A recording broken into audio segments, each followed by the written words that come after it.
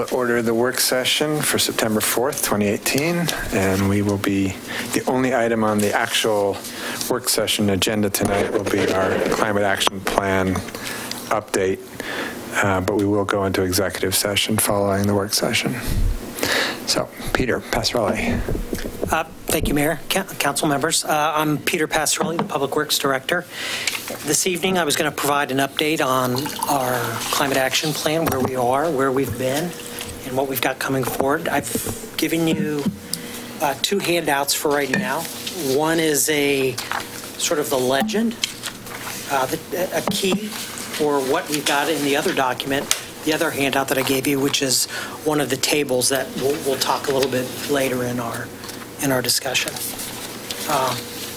So back in October, we started down the path and hired a consultant, the good company, to help us put together a climate action plan.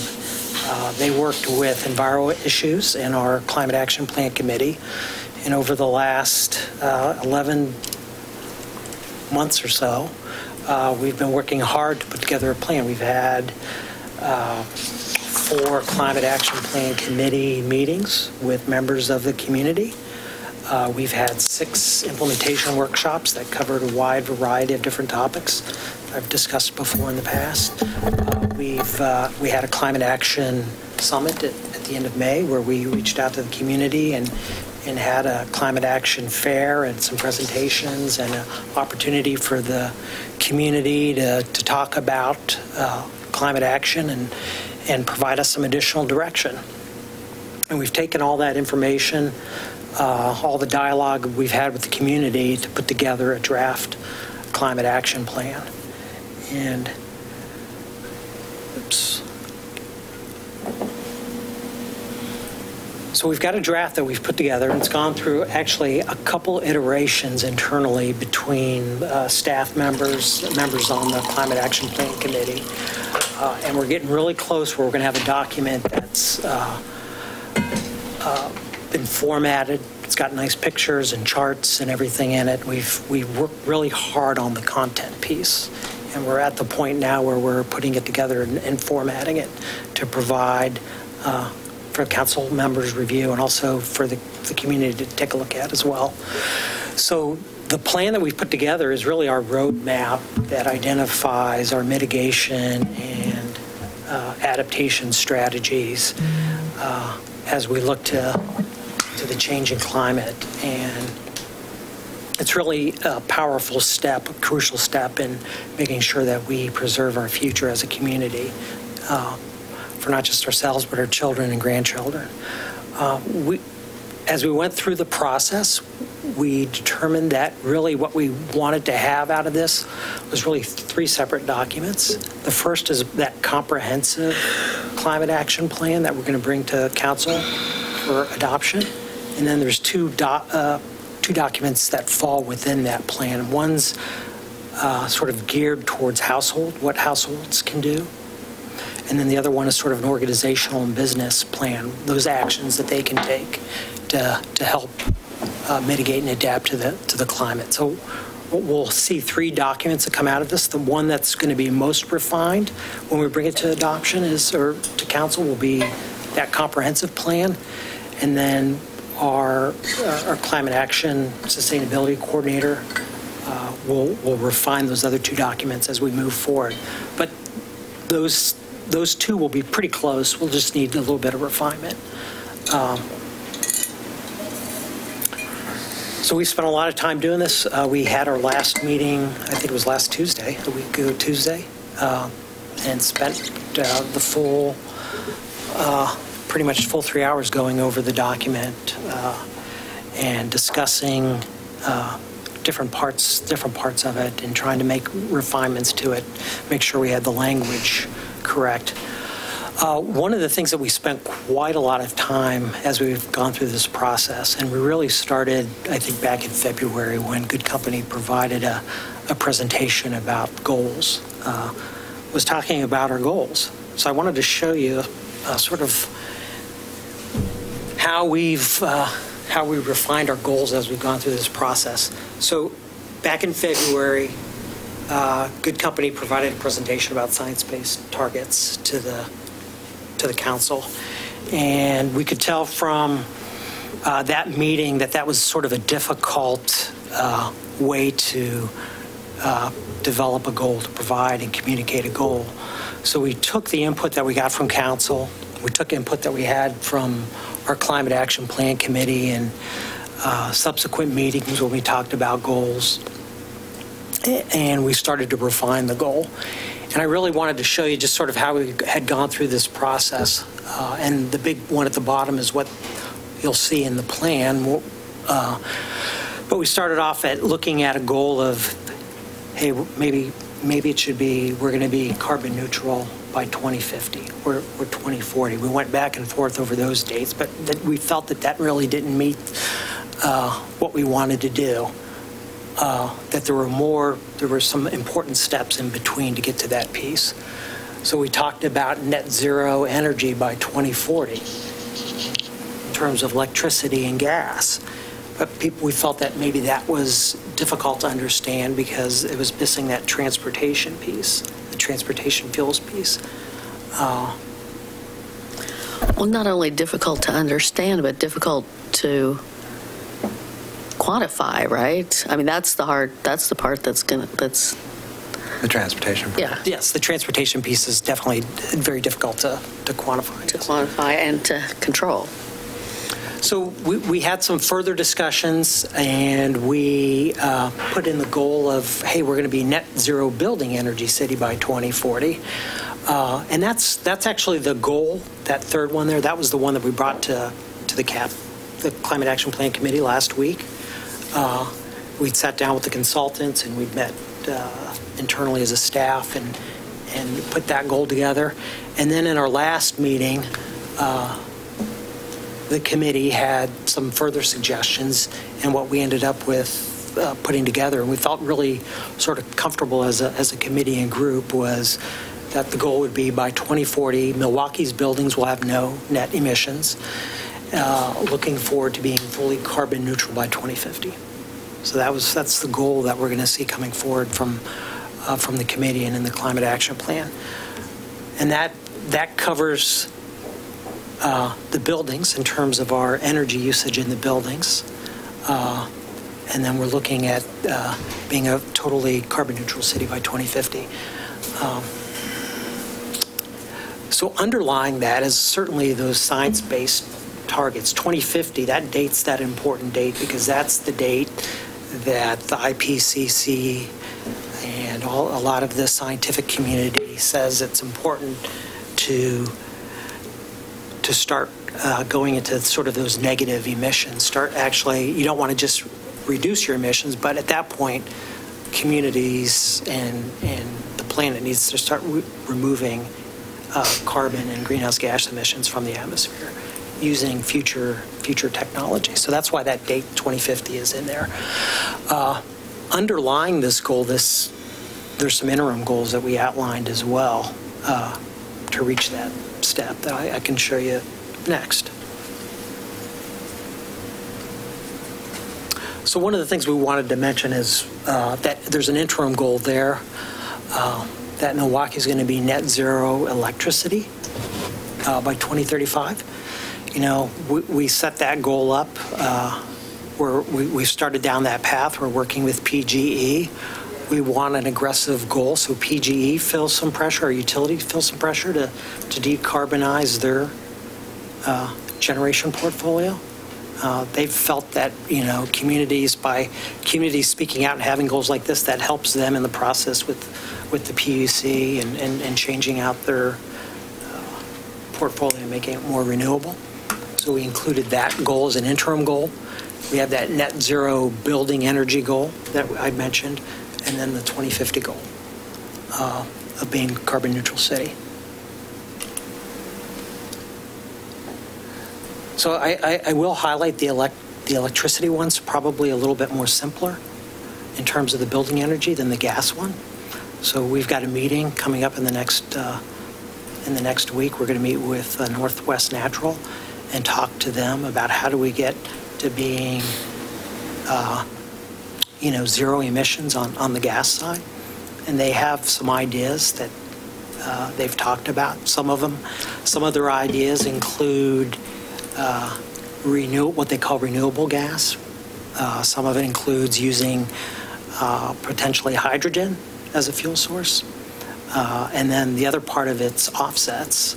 And that wouldn't just be offsets, carbon offsets at the point of distribution or at the home, but it would be offsets involved in the production and transmission of that gas as well. And when we talk about offsets, that means that they would go out and as part of their commodity, purchase something that would offset the use of carbon. So maybe they would purchase trees and plant trees somewhere, as an example, like on lots of acres or something like that.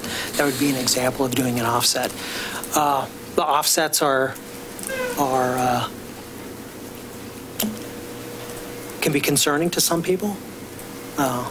Doesn't necessarily get you. There's a cost associated with that, and you're still putting gases into the atmosphere, but it's really sort of a mix of those. Renewable gas, which would be they're taking gas from waste streams, landfills, and wastewater plants, and reusing those. Cattle yards. Cattle yards, yeah. Other big agricultural, big lagoons and things like that. So is there, will the document sort of have, or maybe it's through your separate household document, but I mean, is there estimates of the average house that uses electricity to heat versus the average house that uses gas to heat, and sort of what the emissions created by those are and stuff like that? No, that's a good idea. It's a great idea. Yeah, we don't actually have that graphic, but I can see if we can get something in there like that. The household document will be more of the different types of strategies households can take to reduce their emissions. But that would be a good comparison there to show. There was also a discussion that when we hire the new sustainability person, that they will be working on creating a more robust platform for homeowners to engage on. This was, I won't say after the fact, but it was one of those things where we had a whole bunch of information. We were trying to make sure it was accessible by the right parties within the document. And it will be less refined, as Peter mentioned, for the household piece, with the expectation that staff will be engaging the public on a regular basis around what this looks like and how they help. So I think we can do that, but we're going to think of other things too. And if you have ideas, just make sure you're passing them along. Well, it just seems to me that, some people cook with gas as well, or heat their water, but I mean, heating the home is probably the biggest use of gas, right? And most houses in Milwaukee will replace a furnace between now and 2040, right?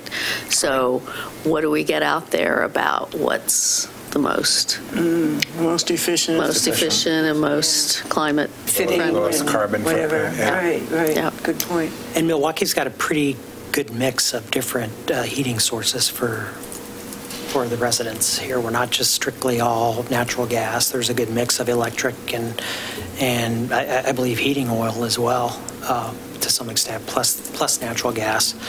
And that's one of the things that makes Milwaukee unique for PGE. And I put together a document a few months ago talking about their demand response program. So they want to try to tap into some of those electrically heated buildings, residences that we have, where there's an electric water heater, and use that as a source of to control load. They call that like a flexible load. So at certain times you could go and lower the temperature a little bit. You wouldn't notice it during the middle of the day, so they could save a little bit of electricity. Wouldn't have to generate as much electricity. It's a small piece individually, but when you aggregate it together, it can make a difference. Mm-hmm. So these goals together we developed strategies to try to hit those goals. And there's about 52 different strategies, and we actually have been changed some of the strategies as we moved along. We added some since our meeting that we had in early June or mid-June, our third meeting that we had with our Climate Action Plan Committee. We actually added a few more strategies that actually got us to meeting about 73% of our goal. So the strategies that we've outlined that are going to be city-led, sort of driven by this, sort of developed and led by the city, get us to about 73% of where we need to be by 2035. So that other remaining piece, that's where we need the help from our households and businesses. So that's why we're putting together those other documents to give those groups the opportunity to help as well.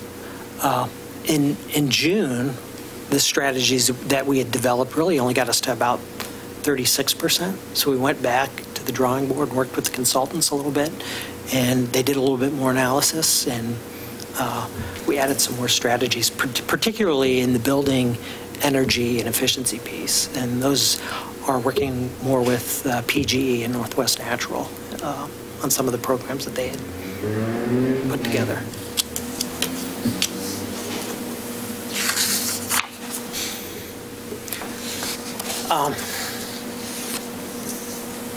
So what I have next, I provided a handout, and this is this building energies sourcing efficiency chart.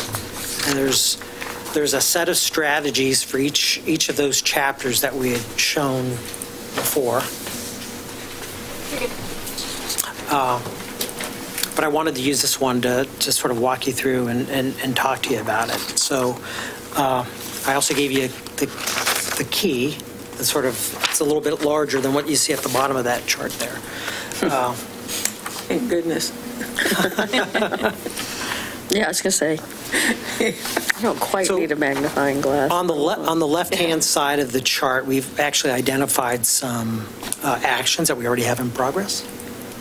You can see a little, the slide, it's a little grayed out, it'll say in progress. So we have work with PGE to become net zero by 2035. We've been working with PGE over the last year on a couple different fronts on that already. We do, of course, I think about close to 78% of our municipal electric usage is part of the Green Sourced Fund. There's some that isn't quite yet. We're still trying to figure which ones those are. I think some of the streetlights might not be green sourced. Working with them on changing out our LED lights downtown. So those sorts of conversions there as well. And some other opportunities there as well. So the next column you have there is that action one next to the in progress that talks about, that defines the strategy and then how we're going to implement this. So we've got an icon there that says, that's got a different code for each of it. So in the case of the PGE action, we have the C there, which means we're going to partner with PGE for this collective action. So, this is something we're working with PGE as partners to get our source of energy to be renewable. So we're at the point where we're not emitting carbon emissions from our source of electricity. Puts pressure on them, gives them what they're looking for to go back to the PUC as well. And then we have in the next column there when this action will be completed. And we did it with sort of like the arrows, hash arrows there.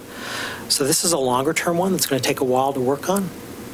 The implementation time scale, there's some part of their programs that they've identified in that path to net zero don't start right away. Some of them have already started, but there's ones that will, as we move forward into the next six or so plus years, will get implemented. The next column identifies the potential for our greenhouse gas emissions. So this is a big one here with the PGE piece, and there's actually a little, it's like a factor of 10. It's so much larger than a lot of the other strategies. So it's 5,000 metric tons times 10, because working with those utilities, that's where a lot of our emissions come from, are from the energy side piece there. And when you compare them to some of these other programs, there's an order of magnitude difference there. So we wanted to identify that. Now, on some of these, we've been able to identify if there's a cost or a savings related to it. In terms of the PGE one right now, some of that data is unavailable, or it's still sort of gray, and it's hard to say that there's a cost, what the cost or savings is going to be. I mean, there's a lot of information that says that there's going to be a cost associated with that, but the other side of it, as renewables become larger in scale and are more and more available, the cost of that renewable energy becomes lower and lower and becomes more economically competitive, or not necessarily competitive, but even cheaper than the fossil fuel piece. And then the next column we have there are the co-benefits. And I wanted to talk a little bit about the co-benefits. So we wanted to not just look at what we were doing in terms of carbon emissions, but we wanted to look at it from a couple different areas.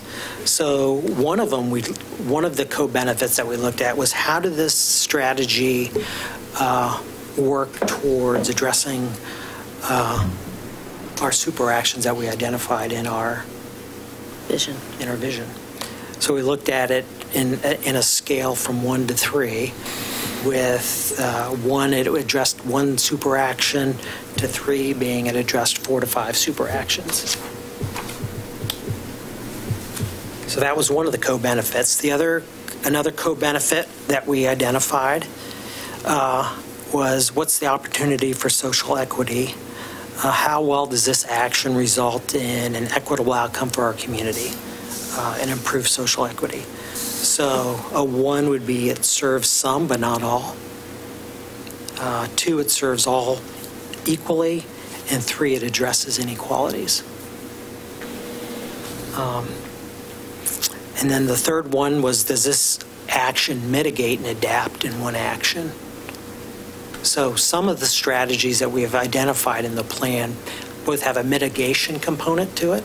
It helps us reduce our carbon footprint, and as well as adapt to the changing climate. So an example would be, the more trees we have, that sequesters carbon from the atmosphere, but provides shading when it gets hot and reduces the heat island effect, and helps keep everybody a little bit cooler. So that would be an example there. And the way that was scored was, 1 does only 1, does one better than the other, and then does both well. So there's a little bit of a qualitative piece to this. One of the other ones, co-benefits, was revenue generation or cost avoidance. Or is the city going to have to spend money, or are we going to save money as we implement this action? So a 1 would be the action is a net cost. A 3 being an action is a savings or a profit. And then the 2 is it's sort of a break even.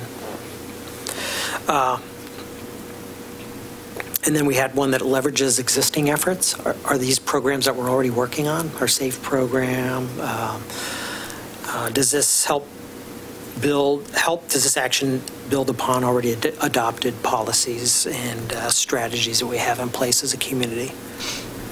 Does it support those plans? And then the final one is community support. How much community support is there for implementing this action? And we gauged that through the surveys that we did, our Climate Action Event Summit. So it was just a small sample. We went going through that process. There's probably about 200 people or so that we've engaged in the total process. In the actual survey, I think we had a little over 100 responses. But at the meetings, we talked about these sorts of things. So we tried to identify the support for these different ones. So that's that co-benefit piece. And in the document, there's actually a discussion about the co-benefits and the scoring, and you can sort of follow through there as well.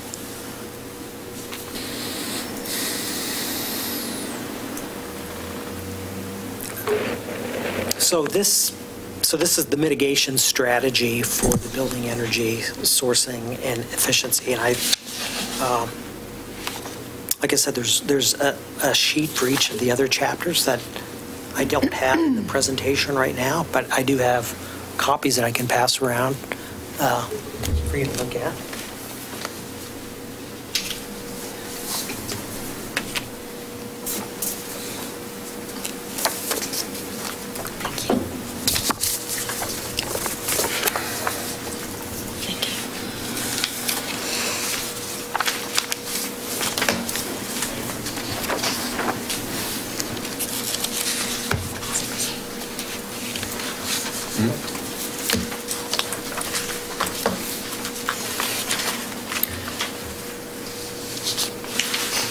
So there's a lot of information there on that on this chart.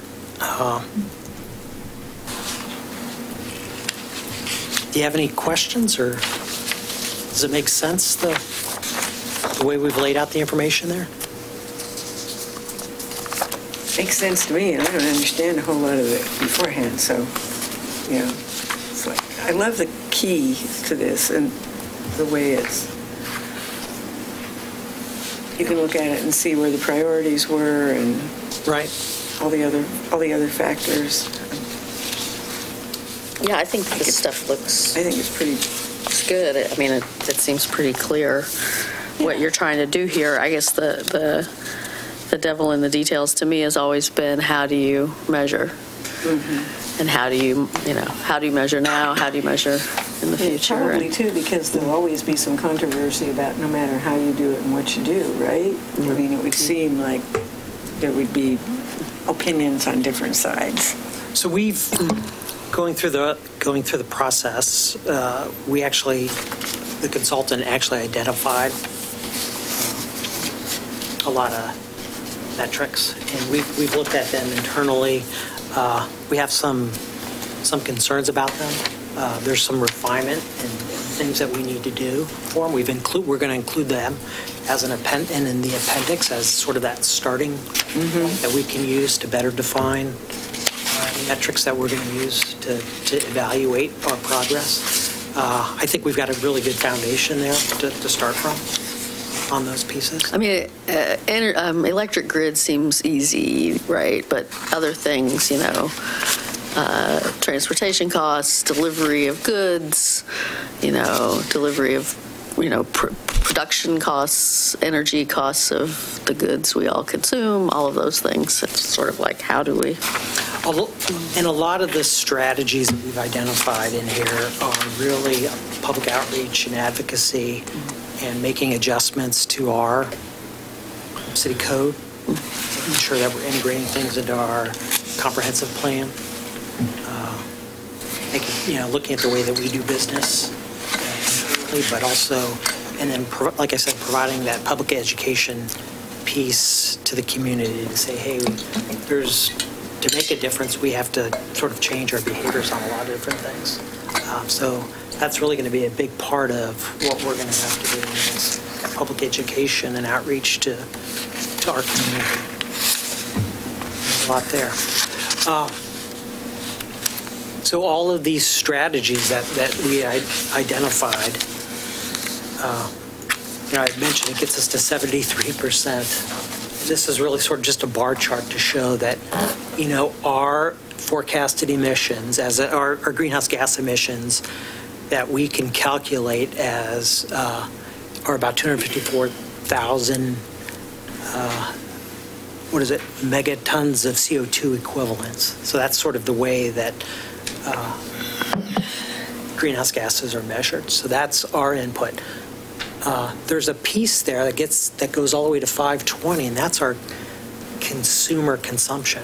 As consumers, there's a lot of energy that goes into what we consume that's really difficult to get a good calculation on.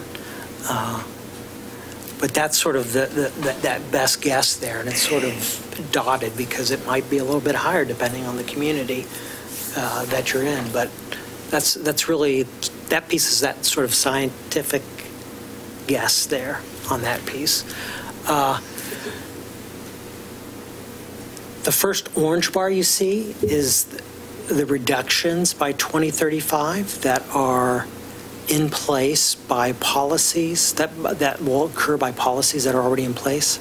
So state policies, federal policies that are already in place to reduce carbon emissions, things that we are already doing.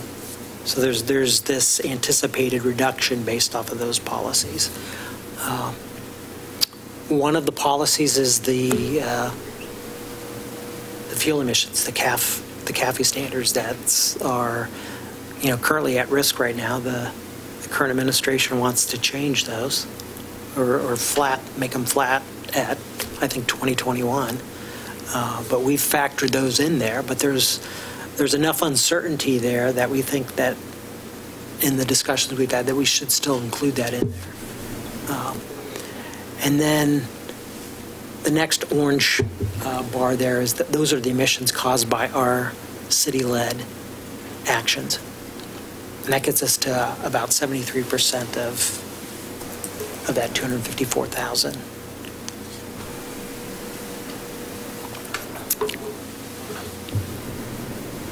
So the next piece would be, how are we closing that gap? And I'd mentioned there's these household strategies. Those are some of the infographics that good companies putting together that are going to be part of that household strategy guide. And then there's going to be similar strategies for organizations and businesses. And then I wanted to put up there too, there's this piece about future strategies. Those are those things that aren't quite scalable yet, that the technology community is working on, but there's also natural and technological strategies to remove carbon. So that's going to that point where we're trying to take carbon out of the atmosphere. A lot of that's driven by at industry level and technology. So those are those different ways that we're going to see us closing that gap. There's a lot of really good information that we've actually linked into the document that you can look at some of these future strategies as well in more detail that a lot of places have put together. So you'll be able to go, you'll be reading about, hey, these are these future carbon, technologies to remove carbon from the atmosphere. And you can click on that link and it'll show you this big infographic that's really useful and interesting, and it'll show you how far along they are in terms of the scaling that technology. So everybody will be able to look at those things and link those. And we're trying to provide those links for that online document so you can link and see some of the background information as well.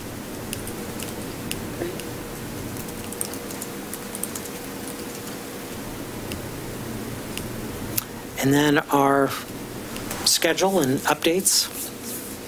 So last week, like I said, we had our fourth meeting where we reviewed feedback from the Climate Action Plan Committee.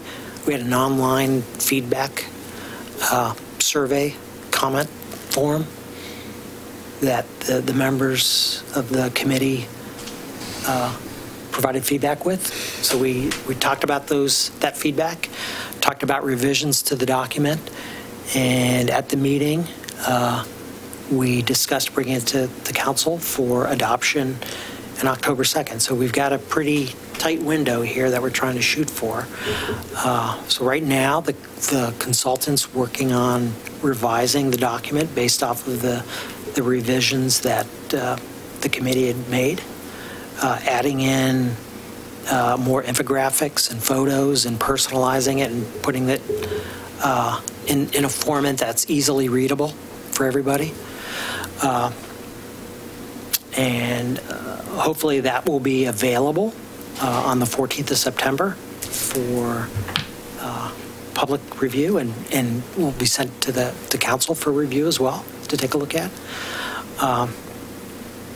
And then on October 2nd, the plan is to bring it for further discussion at I think there's a work session that evening or afternoon. Talk about it a little bit more, have some discussion about it, and then bring it that night for adoption at the regular session. So when you say implementation partner review, I mean, obviously it sounds like PGE's engaged, but what about the other businesses that, you know, were parts of the different roundtables and stuff? Do you think they're going to review and provide comments? Have they been kind of staying engaged beyond those roundtables? We've kept some of them engaged. Mm-hmm. Some of the others have, for whatever reasons, haven't been quite as engaged. Mm-hmm. But yeah, I hope to get input from them if there is input. So we've had, you know, as part of our Climate Action Plan Committee, we've included both of our utilities, so they've seen the document. We've worked with Blunt and PCC, as they've been sort of our industrial partners on this. They've provided feedback to the document. The county's provided some feedback from their side as well. But there's certainly some additional review that would be nice to see. Yeah.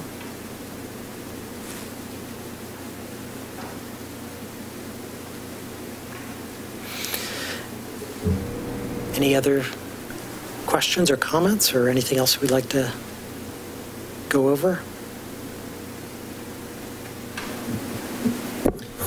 Question. So we decided ultimately that the new FTE that we're bringing on will be the person who helps refine the household. Okay, because there was some discussion at the committee that the consultant was going to do another document, but I couldn't remember how we ended up on that. They're still putting that document together, but it's not going to. It's going to be like at a 90%, like a rough level, rough draft kind of. Yeah. A lot of the data in there, but not the refinement to make it something that would be ready for distribution. Okay. And when we do get it in a format that's ready to go, how is it that we're going to distribute that other than posting it? Were we planning on doing other ways of distributing it to the households? That's a good question.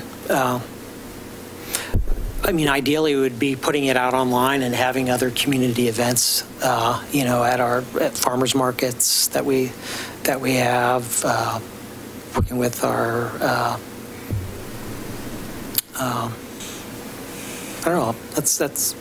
This is part of why we wanted to have a staff person on board. Yeah. It's because it really does need to come down to someone thinking through how we're going to do the distribution. There's a couple of options. We could mail it, and that could be a decision that this body makes. We don't have the budget currently allocated towards something like that. We'll be using the pilot to get word out, as well as then going out to all of our different venues that we already do engagement at. I also expect this person is going to want to be at our different events with booths just to talk about the bag ban, to talk about this, to talk about purchasing green energy. There's a bunch of stuff that households can easily do that this would be a great engagement tool around. So we'll be partnering with Brooke at PGE and with Northwest Natural, and we'll be doing everything we can to get this as widely distributed, but also used. Mm-hmm. It's not just about getting it to people's hands. It's about making it accessible. Mm-hmm. And then, you know, the other piece, the business side, I was looking at working with Alma and Valeria to get the business and organizational document out to those groups as well. So. Yeah, I think that's really important, getting it out to the businesses. As for the households, it seems to me, rather than mailing the whole thing, you could put some kind of flyer in utility bills, right? And that sends them to online, and that says, if you don't do online, call here and we'll mail you one or something, you know? Well, that's part of this partnership with PG and Northwest Natural, is that they've been incredible to work with over the last 6 months as we've been trying to prep this. They want this message out there. It's to their betterment. They have efficiency goals as well, so getting everybody on the same page. But Brooke in particular, Brooke and Peter have been doing an exceptional job together of trying to figure out how to become a front model for PGE around this type of work. And that will very specifically call for us having door-to-door activities in some of our neighborhoods. And in fact, if I could go back to this one slide on here, there's the fifth one down, the work with PG on the demand response program. Mm-hmm. So that's their pilot program that they're going to start in the spring of next year for demand response. So part of that is a community outreach. So they're working on developing marketing tools for that. Because they're going to solicit homes to participate. Correct. They're going to solicit homes to participate. So we, certainly we can work with them and help bundle some of the information that we're doing with climate action as well on as part of that program. Well, and I just want to take a moment to thank Peter for the incredible amount of work he's put into this, because he's also doing our tree program, and he's also just happens to be the head of Public Works. And so he's personally taken a lot of his time and energy. He's passionate about this. He's really invested a lot into it, but he really has done everything he can within his schedule to be able to make it work. In order to get to these next steps, we need somebody on board, and that's why we brought that to you in the budget this year. Is he loves it, but he's tapped out. He's just got too much. No, for sure. It's huge. Thank you. Nice job. Yeah, good work. Yeah, great work. Great document. Thank Yeah. We'll be back. Cool. Thank you. Peter. If We'll look forward to if it. you do have any questions on the strategies beforehand, feel free to contact me. If there's something that piques your interest. All right. Thanks. So following the work session, council will meet in executive session pursuant to Oregon Revised Statute ORS 192.6602E to deliberate with persons designated by the governing body to negotiate real property transactions. And with that, we are adjourned on the work session.